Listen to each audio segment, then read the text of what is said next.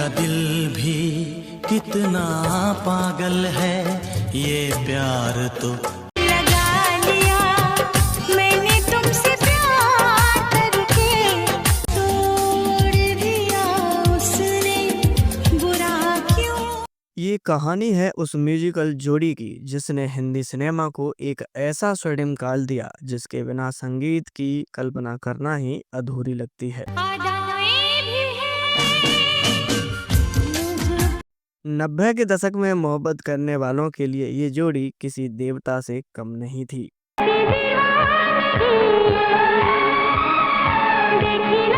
उन्होंने प्यार के नगमों को ऐसा रूप दिया कि हर दिल उनसे अपना दर्द, अपनी खुशी, अपनी मोहब्बत जोड़ने लगा।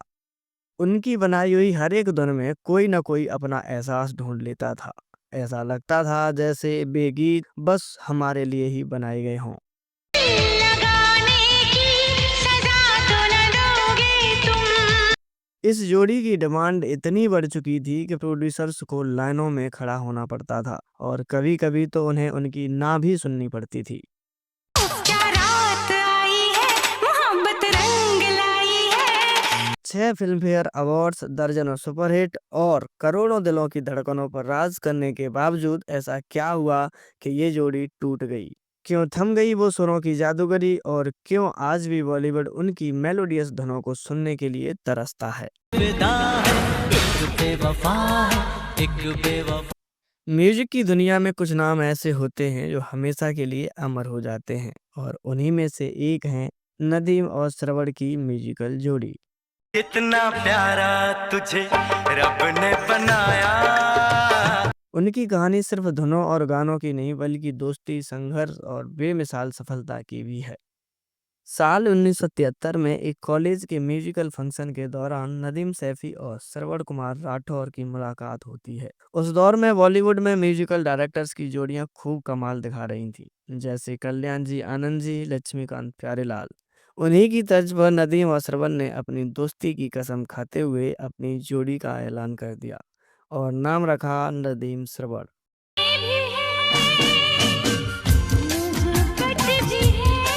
यहीं से शुरुआत हुई एक ऐसे मधुर संगीत की जो इतिहास में अमर हो गया।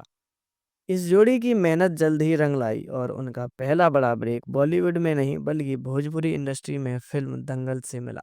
इस फिल्म का गाना काशी हिले पटना हिले जबरदस्त हिट हुआ। इसे उस समय के मशहूर गायक मन्ना डे ने अपनी आवाज दी थी। हील पटना हीले कलकत्ता हीलला। इस गाने की सफलता के बाद नदीम श्रवण को कई और भोजपुरी फिल्मों में संगीत देने का काम मिला। कुछ बॉलीवुड फिल्मों में भी उनके संगीत को पसंद किया गया, लेकिन अभी तक उन्हें वो मुकाम नहीं मिल रहा था जिसके लिए वो लगातार संघर्ष कर रहे थे। कहते हैं ना, मेहनत एक ना एक दिन रंग लाती है और अब वो वक्त आ ही गया था जब नदीम और श्रवण की मेहनत अपना रंग दिखाने के लिए बिल्कुल तैयार थी। 80 के दशक की बात है जब इस जोड़ी का बनाया हुआ एक गाना फिल्म बाप नंबरी बेटा 10 नंबरी में अनुराधा पौडवाल ने गाया था। ये गाना जबरदस्त हिट हुआ था और इसी की सफलता के बाद अनुराधा जी ने नदीम श्रवण की जोड़ी को टी सीरीज के मालिक गुलशन कुमार से मिलवाया। गुलशन कुमार नदीम और श्रवण के संगीत से इतने प्रभावित हुए कि उन्होंने तुरंत उन्हें टी सीरीज के लिए एक म्यूजिक एल्बम बनाने का काम दे दिया। इसके बाद नदीम और श्रवण ने मिलकर चाहत नाम की एक म्यूजिकल एल्बम तैयार की जिसमें कई बेहतरीन गाने रिकॉर्ड किए गए। जब ये गाने और उनका संगीत महेश भट्ट को सुनाया गया तो उन्होंने बिना देर किए अपनी आने वाली फिल्म आशिकी के लिए उन्हें चुन लिया और यहीं से शुरू हुआ 90 के दशक में उस जादुई संगीत का सफर जिसने भारतीय सिनेमा के प्रेम गीतों को एक नई पहचान दी।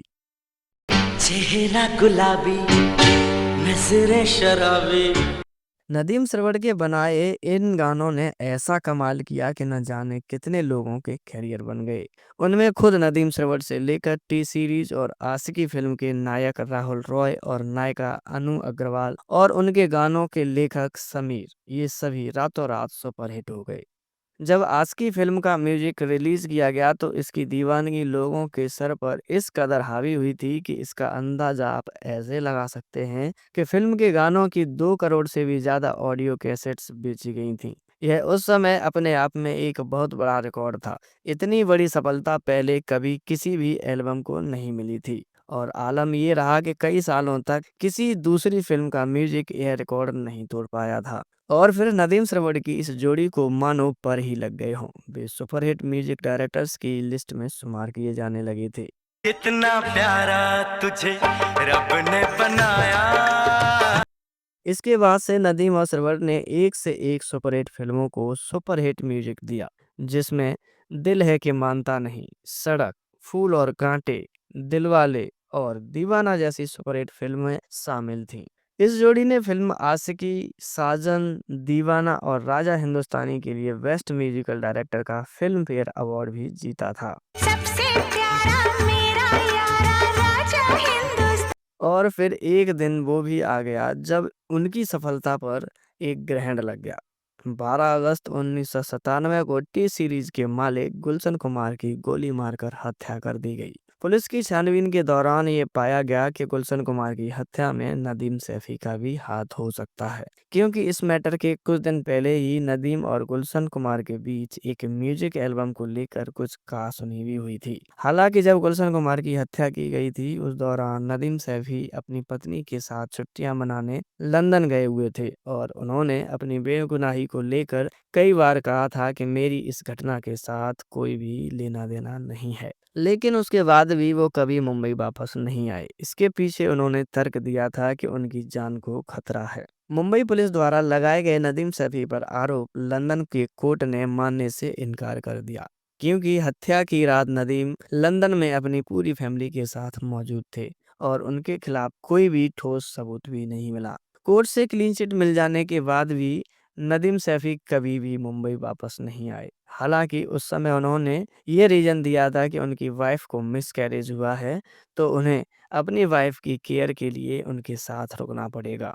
हालांकि एक बात यह भी है कि गुलशन कुमार की हत्या के पीछे की सच्चाई क्या थी वो आज तक खुलकर सामने नहीं आ सकी है। गुलशन कुमार के हत्याकांड के बाद नदीम और सरवड़ के कैरियर पर खासा असर पड़ा, लेकिन इसके बावजूद भी इस जोड़ी ने बहुत सी हिट फिल्मों को एक साथ काम करके सुपरहिट म्यूजिक दिया, जैसे सिर्फ तुम, धड़कन, ये दिल है आशिकाना, राज, कसूर, हम तुम्हारे हैं सनम, कयामत। इन सभी फिल्मों के म्यूजिक एल्बम्स को नदीम ने लंदन और सरवड़ राठौर ने इंडिया से कंपोज किया। हालांकि धीरे धीरे दूर रहने की वजह से इन दोनों के बीच क्रिएटिव डिफरेंस आने लगे थे। कुछ फिल्म मेकर्स नदीम श्रवण का काम तो चाहते थे, लेकिन उनका नाम फिल्म के साथ जोड़ने से कतराने लगे थे। वजह थी नदीम पर लगाया गया हत्या का आरोप। यही कारण था कि फिल्म सिर्फ तुम में म्यूजिक देने के बावजूद भी फिल्म में इन्हें कोई भी क्रेडिट नहीं दिया गया था। दूरियां बढ़ती गईं और आलम यह हुआ कि साल 2006 में आई फिल्म दोस्ती के बाद नदीम और सरवर की ये जोड़ी टूट गई और फिर कभी दोनों ने एक साथ काम करने से इनकार कर दिया। बाद में नदीम सैफी ने लंदन में ही परफ्यूम और वैक्स का बिजनेस शुरू कर दिया और सरवर भी अपने दोनों बेटों के साथ म्यूजिक करने में व्यस्त हो गए। और दुखद रूप से साल 2021 में कोरोना के दौरान सरवर कुमार राठौर इस दुनिया से चल बसे। इस तरह दुनिया ने एक बेहद ही सुरीली संगीतकार जोड़ी को हमेशा के लिए खो दिया, लेकिन उनके द्वारा रची गई धुनें और गाने आज भी लाखों दिलों में जिंदा हैं। उनकी संगीत में विरासत हमें उनके बेहतरीन योगदान की याद दिलाती रहेगी। तो दोस्तों, ये थी दिल को छू देने वाली संगीतकार जोड़ी की अनसुनी कहानी। वीडियो आपको अच्छा लगा हो तो एक लाइक करें, शेयर करें और चैनल को सब्सक्राइब करें। मिलते हैं एक और वीडियो के साथ, तब तक के लिए नमस्कार।